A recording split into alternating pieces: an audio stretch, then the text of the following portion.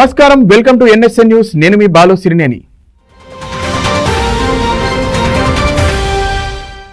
Warangal cancer బాధిత బాలుడు మహమ్మద్ అదిల్ అహ్మద్ చికిత్సకు అవసరమైన నిధులు సమకూర్చేందుకు చర్యలు తీసుకోవాలని అధికారులను ముఖ్యమంత్రి రేవంత్ రెడ్డి ఆదేశించారు. వరంగల్లో తనను కలవలేకపోయిన ఆ బాలుడి విషయమై స్పందించిన సీఎం రేవంత్ అహ్మద్ కు తక్షణమే వైద్య సహాయం అందించాలని సీఎంఓ అధికారులను ఆదేశించారు. సీఎం సూచనలతో బాలుడి కుటుంబ సభ్యులతో సీఎం ఓఎస్డీ వేముల శ్రీనివాస్ ఫోన్లో మాట్లాడారు. కాగా నెల రోజుల కిందట అదీద్ అహ్మద్ చికిత్స కోసం బసవతారకం క్యాన్సర్ ఆసుపత్రికి ₹1,00,000 మొత్తాన్ని రాష్ట్ర ప్రభుత్వం ఎల్ఓసి మంజూరు చేసింది. ప్రస్తుతం ఆదిల్ అహ్మద్ ఆరోగ్య పరిస్థితిపై ఆరా తీసిన వేముల శ్రీనివాస్ సీఎంఆర్ఎఫ్ కింద అవసరమైన సాయం అందిస్తామని కుటుంబ సభ్యులకు భరోసా ఇచ్చారు.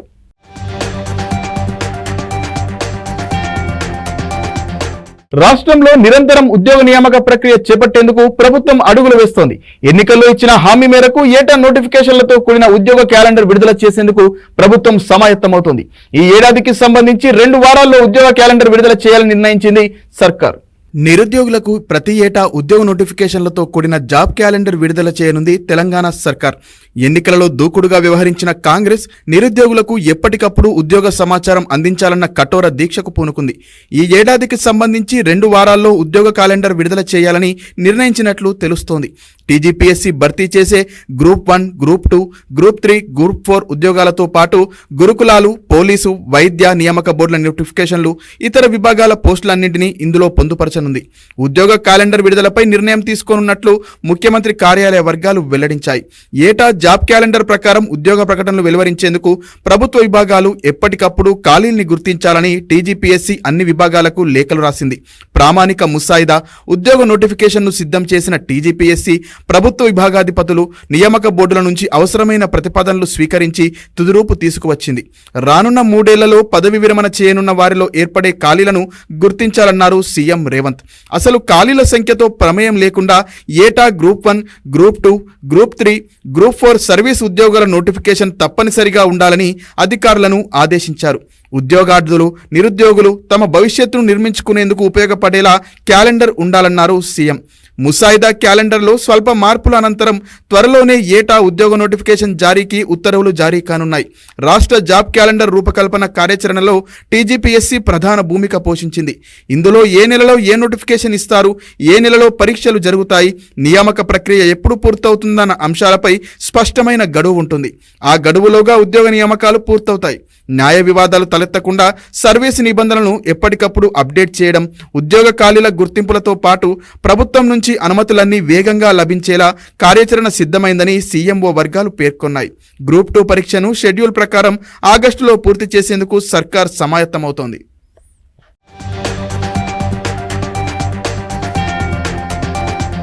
వచ్చే ఏడాది నాటికి డేటా సెంటర్ల విస్తరణ పనులు పూర్తి చేసి కార్యకలాపాలు పెంచాలని మైక్రోసాఫ్ట్ సంస్థ ప్రతినిధులను ఐటీ పరిశ్రమల శాఖ మంత్రి శ్రీధర్ బాబు కోరారు.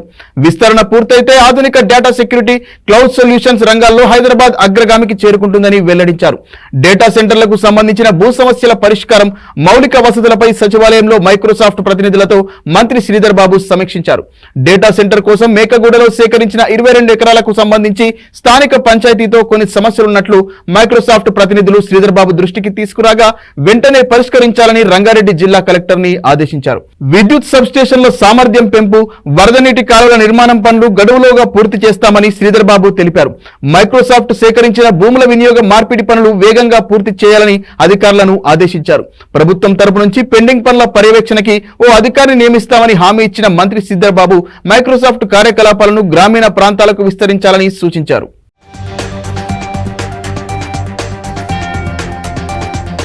జస్టిస్ నరసింహారెడ్డి కమిషన్ రద్దు కోసం హైకోర్టుకు వెళ్లిన కేసీఆర్ కు చుక్కెదురైందని ప్రభుత్వ వైపు ఆది శ్రీనివాస్, మహబూబ్ నగర్ ఎమ్మెల్యే ఎన్ఎం శ్రీనివాసరెడ్డిలు ఆరోపించారు. హైకోర్టు కేసీఆర్ పిటిషన్ ను కొట్టివేయడం ఆయనకు చెంపపెట్టు లాంటిదని విమర్శించారు. ఇప్పటికైనా కేసీఆర్ కమిషన్ ఎదుట హాజరై వాస్తవాలు చెప్పాలని డిమాండ్ చేశారు. తప్పు జరిగిందని విచారణలో తేలితే శిక్ష అనుభవించాల్సిందని స్పష్టం చేశారు. భద్రాద్రి పవర్ ప్లాంట్ లో పిడుగులు పడకుండా సాంకేతికత ఎందుకు ఏర్పాటు చేయలేదని ప్రశ్నించారు.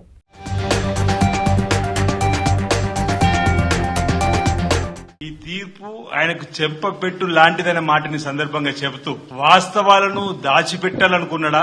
అతనికి వచ్చిన నోటీసుకు జవాబు చెప్పడానికి విధిగా కమిషన్ ముందు హాజరు కావాల్సింది పోయి ఏకంగా ఆ కమిషన్ నే రద్దు చేయాలని చెప్పినటువంటి సాహసం చేసిందంటే ఇంకా కేసీఆర్ గారు అధికారం ఉన్నాడనుకుంటున్నారని చెప్పిన మాట ఈ సందర్భంగా మాజీ విద్యుత్ మంత్రి గారు జగదీశ్వర్ రెడ్డి గారు ఇచ్చినటువంటి సవాలుకే ఈ రోజు మేము విచారణ జరుపుతున్నాం తప్ప విచారణ జరుపుకోండి అని చెప్పని సవాలు విసిరి మా గౌరవ ముఖ్యమంత్రి రేవంత్ రెడ్డి గారు ఈ విద్యుత్తులో జరిగినటువంటి అవినీతి అక్రమాలపైన వాస్తవాలను తెలియపడానికి కమిషన్ వేస్తే ఎందుకు ఈ గగ్గోలనే మాట సవాలు విసిరి పారిపోతారనే మాట అంటున్నారు.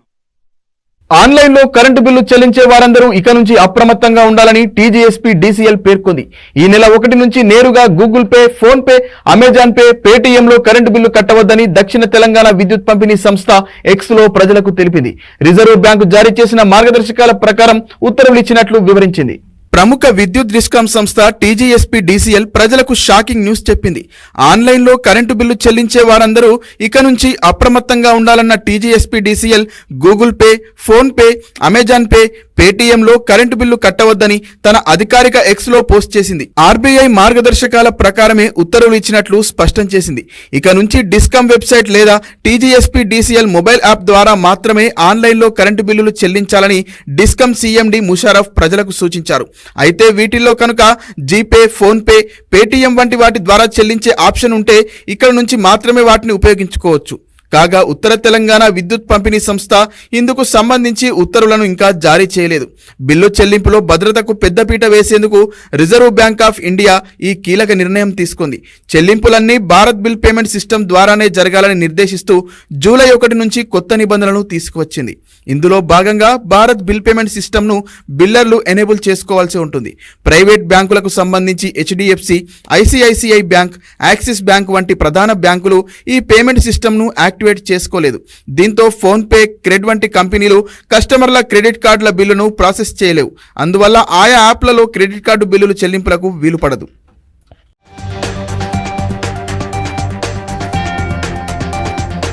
స్వరాష్ట్ర సాధనలో ఉద్యమించిన ఓయూ విద్యార్థులు ఇప్పుడు నిరుద్యోగుల సమస్యలను పరిష్కరించాలంటూ రోడ్డెక్కారు. గ్రూప్ 1 మెయిన్స్ ఎలిజిబిలిటీ 1:100కు పెంచాలని, గ్రూప్ 2లో 2000, గ్రూప్ 3లో 3000 ఉద్యోగాలకు నోటిఫికేషన్ విడుదల చేయాలని డిమాండ్ చేస్తున్నారు ఓయూ విద్యార్థులు. తెలంగాణలోని నిరుద్యోగుల సమస్యలను పరిష్కరించి వారి డిమాండ్లు నెరవేర్చాలని కోరుతూ ఓయూ విద్యార్థులు ఉద్యమ బాట పట్టారు. నిరుద్యోగుల సమస్యల పరిష్కారానికి జేఏసీ ఉద్యమ నాయకుడు మోతీలాల్ నాయక్ గాంధీ ఆసుపత్రిలో ఆమరణ నిరాహార దీక్ష కొనసాగిస్తున్నారు. ఈ నేపథ్యంలో మోతీలాల్ నాయక్ ఆమరణ దీక్షకు మద్దతుగా ఉస్మానియా యూనివర్సిటీతో పాటు ఆర్ట్స్ కాలేజ్ ముందు ధర్నాకు దిగారు నిరుద్యోగులు. గ్రూప్ 1 మెయిన్స్ ఎలిజిబిలిటీ 1:100కు పెంచాలని, గ్రూప్ 2లో 2000, గ్రూప్ 3లో 3000 ఉద్యోగాలకు సంబంధించి నోటిఫికేషన్ విడుదల చేయాలని డిమాండ్ చేస్తున్నారు. జాబ్ క్యాలెండర్ విడుదల చేసి 25,000 పోస్టులతో మెగా డిఎస్సి ప్రకటించాలన్నారు. మోతీలాల్ నాయక్ కు బీఆర్ఎస్ సహా వివిధ పక్షాలు పెద్ద ఎత్తున మద్దతిస్తున్నాయి. గాంధీ దవాఖానాకు వెళ్లిన ఎమ్మెల్యే హరీష్ రావు సహా పలువురు నేతలు మోతీలాల్ నాయక్ ను పరామర్శించి ఆయన ఆరోగ్య పరిస్థితిని వైద్యుల ద్వారా అడిగి తెలుసుకున్నారు. రాష్ట్రంలోని అన్ని విద్యార్థి నిరుద్యోగ జేఏసీ, యువజన నేతలు, ఓయూ ప్రొఫెసర్లు నిరుద్యోగుల ఉద్యమానికి మద్దతుగా నిలుస్తున్నారు.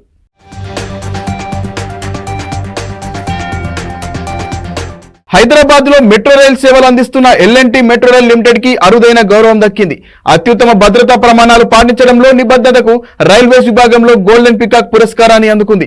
బెంగళూరులో జరిగిన ఇన్స్టిట్యూట్ ఆఫ్ డైరెక్టర్స్ 25వ international conference on environmental management and climate change కార్యక్రమంలో పురస్కారాలు ప్రదానం చేశారు. మొత్తం 778 దరఖాస్తులు రాగా పోటీలో విజేతగా నిలిచిన ఎల్ఎన్టీ మెట్రో సంస్థ భద్రతా ప్రమాణాల పాటింపులో తన స్థానాన్ని మరింత పటిష్టం చేసుకుందని హెచ్ఎంఆర్ఎల్ ఎండీ కేవీబీ రెడ్డి తెలిపారు.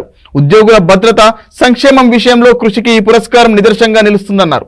ఆ పురస్కారం తమకెంతో స్ఫూర్తినిస్తూ నిరంతరం కృషి చేసేలా ప్రోత్సాహకరంగా ఉంటుందని కేవీబీ రెడ్డి చెప్పారు.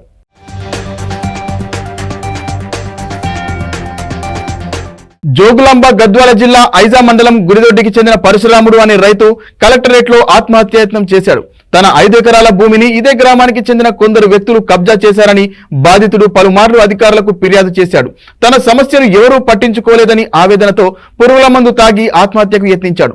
కలెక్టరేట్ లో ప్రజావాణి నిర్వహిస్తుండగా కలెక్టర్ ముందు పురుగుల మందు తాగాడు.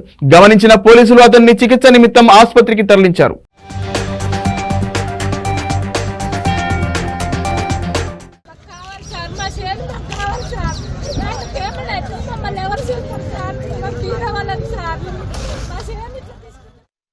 ఆంధ్రప్రదేశ్ చరిత్రలో ఒక్కరోజే రికార్డు స్థాయిలో సామాజిక పింఛన్ల పంపిణీ చేశారు. ఒక్క రోజులో 95.05% లబ్ధిదారులకు కూటమి ప్రభుత్వం పింఛన్లను పంపిణీ చేసి సరికొత్త ఒరవడికి శ్రీకారం చుట్టింది. జూలై 1న రాష్ట్ర వ్యాప్తంగా 61,95,000 మందికి ఇంటి వద్దనే పింఛన్ పంపిణీ చేసినట్లు ఏపీ ప్రభుత్వం వెల్లడించింది. మిగిలిన వారికి ఇవాళ వారి ఇళ్ల వద్దే నగదు అందించనున్నారు. పంపిణీలో క్రియాశీలంగా పాల్గొన్న అధికారుల నుంచి గ్రామ వార్డు సచివాలయ ఉద్యోగుల వరకు అందరికీ సీఎం చంద్రబాబు అభినందనలు తెలిపారు.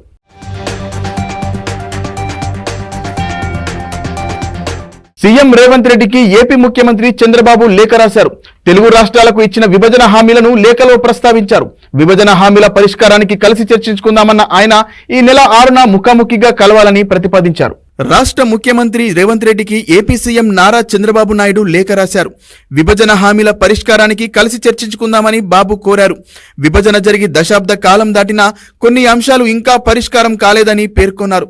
పరస్పర సహకారం తెలుగు ప్రజల అభ్యున్నతికి తోడ్పడుతుందని లేఖలో తెలిపారు.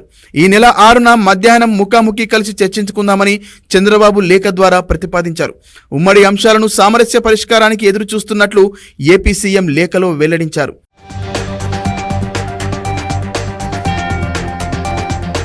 ఈ నేపథ్యంలో చంద్రబాబు విజ్ఞప్తికి సీఎం రేవంత్ రెడ్డి సానుకూలంగా స్పందించినట్లు తెలుస్తోంది. ఏపీ సీఎం విజ్ఞప్తికి రేవంత్ సానుకూలంగా స్పందించడంతో ఈ నెల 6న 2 తెలుగు రాష్ట్రాల సీఎంల భేటీ జరగనుంది. హైదరాబాద్లోని ప్రజాభవన్లో చంద్రబాబు రేవంత్ రెడ్డి భేటీ అయ్యే అవకాశం ఉంది. ఈ సమావేశంలో రాష్ట్ర విభజన అంశాలు, ఏళ్లుగా పరిష్కారం కాకుండా ఉన్న అపరిష్కృత టాపిక్స్ పై ఇరువురు చర్చించనున్నట్లు టాక్. కాగా తెలుగు రాష్ట్రాల సీఎంల భేటీ 2 స్టేట్ పొలిటికల్ సర్కిల్స్ లో హాట్ టాపిక్ గా మారింది. రాజకీయాల్లో తెలంగాణ సీఎం రేవంత్ రెడ్డిని చంద్రబాబు శిష్యుడిగా పిలుస్తుంటారు. గతేడాది జరిగిన తెలంగాణ అసెంబ్లీ ఎన్నికల్లో కాంగ్రెస్ విజయం సాధించడంతో రేవంత్ కు సీఎం పోస్టు దక్కగా, ఇటీవల జరిగిన ఏపీ అసెంబ్లీ ఎన్నికల్లో ఎన్డీఏ కూటమి విజయం సాధించడంతో చంద్రబాబు 4వ ఏపీ ముఖ్యమంత్రిగా బాధ్యతలు స్వీకరించారు.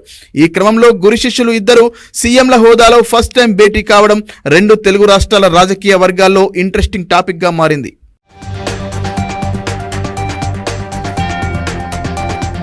కర్ణాటకలో ముఖ్యమంత్రి మార్పు అంశం మరోసారి చర్చనీయాంశమైంది. సీఎం పదవి నుంచి వైదొలిగి డీకే శివకుమార్ కు మార్గం సుగమం చేయాలని ఒక్కాలిగా వర్గానికి చెందిన ఓ పీఠాధిపతి ఇటీవల విజ్ఞప్తి చేయడం ప్రాధాన్యత సంతరించుకుంది. దీంతో త్వరలోనే నాయకత్వ మార్పు తథ్యమని అధికార పార్టీలోనూ విస్తృత చర్చ నడుస్తోంది. కర్ణాటకలో రాష్ట్రంలో సీఎం సిద్ధరామయ్య మార్పు చర్చనీయాంశంగా మారింది. త్వరలోనే నాయకత్వ మార్పు తథ్యమని కాంగ్రెస్ లో చర్చ నేపథ్యంలో ముఖ్యమంత్రి సిద్ధరామయ్య స్పందిస్తూ నాయకత్వ మార్పు అనేది అధిష్టానం పరిధిలో ఉందని, దీనిపై బహిరంగంగా వ్యాఖ్యానించలేనని పేర్కొన్నారు. స్వామీజీ చెప్పిన దానిపై నేను వ్యాఖ్యానించనన్నారు సీఎం. మాది జాతీయ పార్టీ, అక్కడ అధిష్టానం ఉంది, ఇది బహిరంగంగా చర్చించే విషయం కాదన్నారు సీఎం సిద్ధరామయ్య. కాంగ్రెస్ అధిష్టానం ఏ నిర్ణయం తీసుకున్నా మేము దానికి కట్టుబడి ఉంటామన్నారు ముఖ్యమంత్రి. ఒక్కలిగా వర్గానికి చెందిన పీఠాధిపతి చంద్రశేఖర స్వామి చేసిన విజ్ఞప్తిపై విలేకరులు అడిగిన ప్రశ్నకు ఇలా స్పందించారు కర్ణాటకలో సీఎం.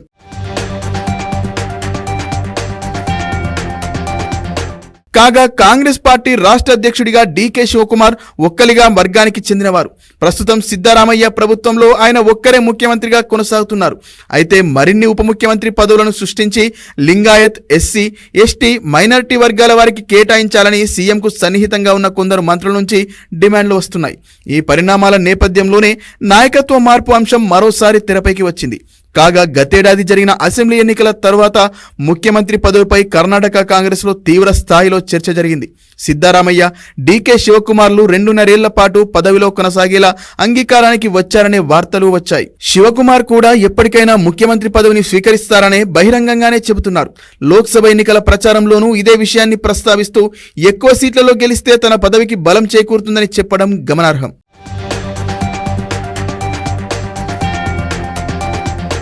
లోక్సభ సమావేశాలు వాడివేడిగా ప్రారంభమయ్యాయి. రాష్ట్రపతి ప్రసంగానికి ధన్యవాదాలు తెలిపే తీర్మానంపై ప్రతిపక్ష నేత రాహుల్ గాంధీ ప్రసంగిస్తూ బీజేపీ, ఆర్ఎస్ఎస్ లపై ధ్వజమెత్తారు. తమను తాము హిందువులుగా చెప్పుకునే బీజేపీ, ఆర్ఎస్ఎస్ నేతలు నిత్యం హింస, విద్వేషం గురించే మాట్లాడుతుంటారని, వాళ్ళు నిజమైన హిందువులు కాదని రాహుల్ కామెంట్ చేశారు. పార్లమెంటు సమావేశాలు చాలా హాట్ గా ప్రారంభమయ్యాయి. రాష్ట్రపతి ప్రసంగంపై రాహుల్ గాంధీ మాట్లాడుతూ నరేంద్ర మోదీ, బీజేపీ అంటే మొత్తం హిందూ సమాజం కాదన్నారు. ఆర్ఎస్ఎస్ అంటే హిందూ సమాజం కాదని కాంగ్రెస్ అగ్రనేత విమర్శించారు. అయితే శివుడి ఫోటో, ఇతర మతపరమైన ఫోటోలను పట్టుకుని సభలో రాహుల్ గాంధీ ప్రసంగించడాన్ని స్పీకర్ ఓం బిర్లా తప్పుబట్టారు. సభలో సభలో ఇలాంటి మతపరమైన ఫోటోల ప్రదర్శనకు నిబంధనలు అంగీకరించవన్నారు స్పీకర్ ఓం బిర్లా. ఈ క్రమంలో కలగజేసుకున్న ప్రధానమంత్రి నరేంద్ర మోదీ రాహుల్ వ్యాఖ్యలపై అభ్యంతరం వ్యక్తం చేశారు. యావత్ హిందూ సమాజం హింసాత్మకంగా విద్వేషపూరితంగా ప్రవర్తిస్తుందని రాహుల్ అంటున్నారని, అలా మాట్లాడడం తీవ్రమైన అంశమన్నారు ప్రధాని. ఆ వెంటనే కేంద్ర హోంమంత్రి అమిత్ షా స్పందిస్తూ విపక్ష నేత రాహుల్ క్షమాపణలు చెప్పాలని డిమాండ్ చేశారు. 1975లో ఎమర్జెన్సీ విధించి దేశ ప్రజలను భయభ్రాంతులకు గురిచేసింది కాంగ్రెస్ పార్టీయే. ఆ పార్టీకి అభయముద్ర గురించి మాట్లాడే అర్హత లేదన్నారు హోంమంత్రి. 1984లో ఢిల్లీలో సిక్కు వ్యతిరేక అల్లర్లు చేయించి ఎంతో మందిని పొట్టన పెట్టుకున్నది కాంగ్రెస్ అని విమర్శించారు. వాళ్లకు అహింస గురించి మాట్లాడే హక్కు లేదని ఫైర్ అయ్యారు అమిత్ షా.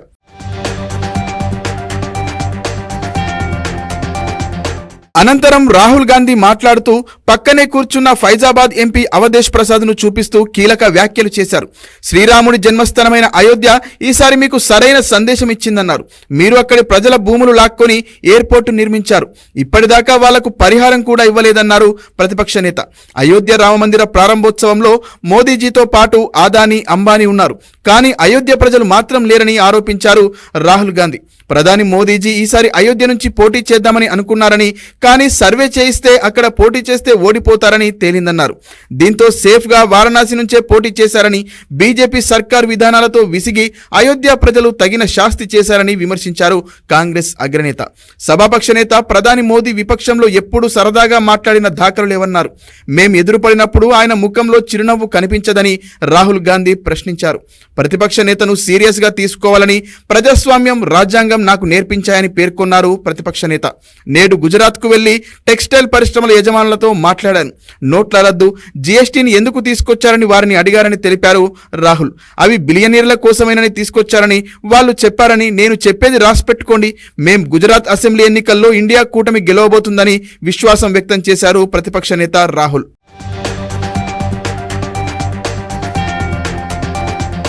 బీజేపీ ఆలోచనలను ప్రతిఘటించిన లక్షలాది మందిపై గత 10 ఏళ్లలో దాడి జరిగిందన్నారు. నేను ఒక బాధితుడినే, నాపై 20కి పైగా కేసులు మోపారు, 2 ఏళ్ల జైలు శిక్ష పడిందన్నారు కాంగ్రెస్ అగ్రనేత. ప్రతిపక్షంలో ఉండటం గర్వంగా, సంతోషంగా ఉందన్నారు రాహుల్ గాంధీ. రాష్ట్రపతి ప్రసంగంలో నీట్, అగ్నివీరుల ప్రస్తావన లేదని, ప్రొఫెషనల్ పరీక్ష అయిన నీట్ ను కమర్షియల్ గా మార్చారని విమర్శించారు. రైతు చట్టాల వల్ల 700 మంది అన్నదాతలు చనిపోతే సభలో కనీసం మౌనం పాటించలేదన్నారు ప్రతిపక్ష నేత రాహుల్. దేవుడితో ప్రత్యక్షంగా మాట్లాడతానని స్వయంగా ప్రధాని చెప్పారని, అల్లర్లతో అట్టుడిగిన మణిపూర్కు ఇప్పటి వరకు ఎందుకు వెళ్లలేదని ప్రశ్నించారు. అగ్నివీర్ రిక్రూట్మెంట్ స్కీమ్ ను యూజ్ అండ్ త్రో లేబర్ పథకంగా అభివర్ణించారు రాహుల్ గాంధీ. దీనిపై తీవ్ర అభ్యంతరం వ్యక్తం చేసిన రాజ్నాథ్ సింగ్ ప్రతిపక్ష నేత ప్రజల్లో లేనిపోని అపోహలను సృష్టిస్తున్నారని మండిపడ్డారు. రాహుల్ స్పందిస్తూ మీరు సైనికులను విభజిస్తున్నారు, విధి నిర్వహణలో ప్రాణాలు కోల్పోతే ఒకరిని అమరుడు అంటున్నారు, మరొకరిని అగ్నివీరుడు అంటున్నారని విమర్శించారు. అగ్నివీరుడు జవాన్గా పిలిపించుకోలేడు, మీరన్నట్టుగా అతడు దేశభక్తుడిగానే మిగిలిపోతాడంటూ అధికార పక్షంపై రాహుల్ ఆగ్రహం వ్యక్తం చేశారు.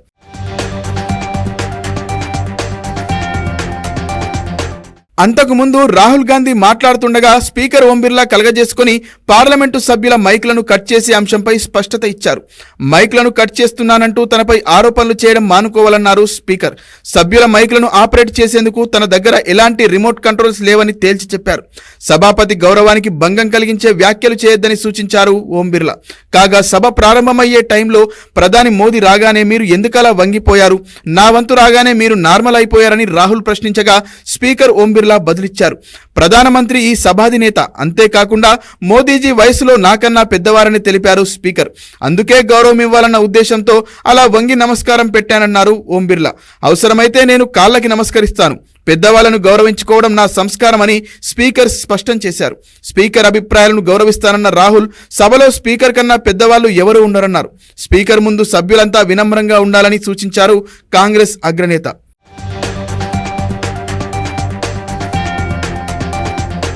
రాష్ట్రపతి ప్రసంగంపై ప్రవేశపెట్టిన ధన్యవాద తీర్మానంపై చర్చ ఇవాళ కూడా ఉభయ సభల్లో కొనసాగనుంది. సాయంత్రం లోక్సభలో చర్చ ముగియగానే ప్రధానమంత్రి నరేంద్ర మోడీ ప్రసంగించనున్నారు. ప్రధానంగా విపక్షాల ప్రశ్నలు, వ్యాఖ్యలను కౌంటర్ చేస్తూ ప్రధాని మోదీ ప్రసంగం సాగే అవకాశం ఉందని బీజేపీ వర్గాలు చెబుతున్నాయి. కాగా కాంగ్రెస్ అగ్రనేత రాహుల్ గాంధీ లోక్సభలో విమర్శించింది బీజేపీనే తప్ప హిందువులను కాదని ప్రియాంక గాంధీ స్పష్టం చేశారు. రాహుల్ ఎప్పుడూ హిందువులకు వ్యతిరేకంగా మాట్లాడారని, ఆ విషయాన్ని సభలో స్పష్టంగా చెప్పారన్నారు ప్రియాంక. హిందువులను కించపరిచేలా రాహుల్ వ్యాఖ్యలు చేశారంటూ బీజేపీ తప్పుడు ప్రచారం చేస్తుందని ఆమె మండిపడ్డారు. రాహుల్ క్షమాపణలు చెప్పాలని కేంద్ర హోంమంత్రి డిమాండ్ చేయడం సరికాదన్నారు ప్రియాంక గాంధీ.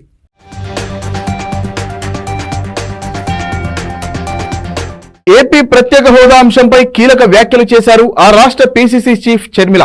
బీహార్ సీఎం నితీష్ కుమార్ కేంద్రం ముందు ఉంచిన ప్రతిపాదన గురించి ప్రస్తావించిన షర్మిల ఏపీ సీఎం చంద్రబాబుకు చురకలు అంటించారు. బీహార్ కు ప్రత్యేక హోదా ఇవ్వాలని నితీష్ తీర్మానం చేస్తే ఏపీ హోదాపై చంద్రబాబు కనీసం నోరు విప్పడం లేదని విమర్శించారు షర్మిల. సీఎం చంద్రబాబు ఏపీ ప్రత్యేక హోదాపై ఎందుకు నోరు మెడపడం లేదంటూ AP PCC chief Sharmila X లో పోస్ట్ చేశారు. బీహార్ సీఎం నితీష్ కుమార్ తమ రాష్ట్ర ప్రత్యేక హోదాకు సంబంధించి ప్రతిపాదన చేస్తే సీఎం చంద్రబాబు మాత్రం ఎందుకు ప్రత్యేక హోదాపై మాట్లాడటం లేదో చెప్పాలంటూ చురకలు అంటించారు షర్మిల.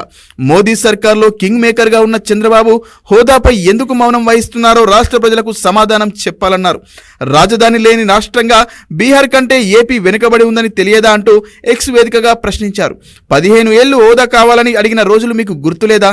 రాష్ట్రాభివృద్ధిలో ఏపీ 20 ఏళ్లు వెనుకబడిందని చెప్పింది మీరే కదా అంటూ దుయ్యబట్టారు. మద్దతు ఉపసంహరణ గురించి ఎందుకు అడగడం లేదని రాష్ట్ర అసెంబ్లీలో తీర్మానం చేసి కేంద్రం దగ్గర హోదా డిమాండ్ పెట్టాలని కాంగ్రెస్ పార్టీ డిమాండ్ చేస్తుందంటూ ట్వీట్ చేశారు షర్మిల.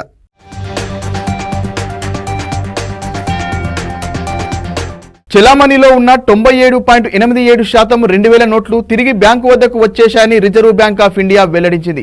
ఉపసంహరణ నిర్ణయం తర్వాత 2024 జూన్ 28 నాటికి ఇంకా 7,581 కోట్ల రూపాయల విలువైన 2000 నోట్లు ప్రజల వద్దే ఉన్నాయని తెలిపింది.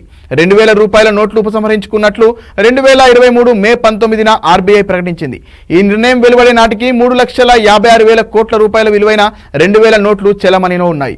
బ్యాంకుల్లో నోట్ల మార్పిడికి గతేడాది అక్టోబర్ 7 వరకు ఆర్బీఐ గడువు ఇచ్చింది. ఆ తర్వాత నుంచి ఆర్బీఐకు చెందిన 19 ప్రాంతీయ కార్యాలయాల్లో మాత్రమే ఈ నోట్లను స్వీకరిస్తున్నారు. ఈ ఏడాది జూన్ 28 నాటికి 97.87% 2000 నోట్లు వెనక్కి వచ్చాయని ఆర్బీఐ తెలిపింది.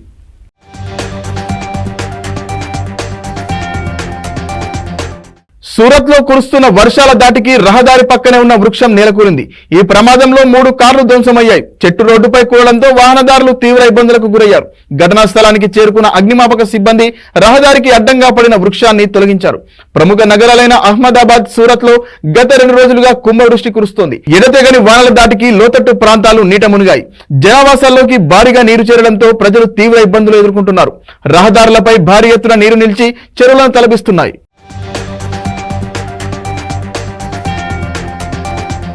2020 అధ్యక్ష ఎన్నికల ఫలితాలను మార్చేందుకు యత్నించారనే అభియోగాలను ఎదుర్కొంటున్న అమెరికా మాజీ అధ్యక్షుడు రిపబ్లికన్ పార్టీ నేత డొనాల్డ్ ట్రంప్ నకు ఆ దేశ సుప్రీంకోర్టులో భారీ ఊరట లభించింది. నేరాభియోగాల విచారణ నుంచి మాజీ అధ్యక్షులకు మినహాయింపు ఉంటుందని సుప్రీంకోర్టు చారిత్రాత్మక తీర్పు ఇచ్చింది. ఈ తీర్పును 9 మందితో కూడిన ధర్మాసనంలో 6 న్యాయమూర్తులు సమర్థించారు. అమెరికా రాజ్యాంగం అనుసరించి అధ్యక్షునికి ఉన్నట్లే మాజీ అధ్యక్షునికి నేరాభియోగ విచారణ నుంచి సంపూర్ణ మినహాయింపు ఉంటుందని పేర్కొన్నారు. ఈ నిర్ణయాన్ని 3 న్యాయమూర్తులు వ్యతిరేకించారు. సుప్రీంకోర్టు తీర్పుపై స్పందించిన ట్రంప్ మన రాజ్యాంగానికి, ప్రజాస్వామ్యానికి ఇది భారీ విజయమని హర్షం వ్యక్తం చేశారు. అమెరికా పౌరుడిగా గర్విస్తున్నానని వివరించారు.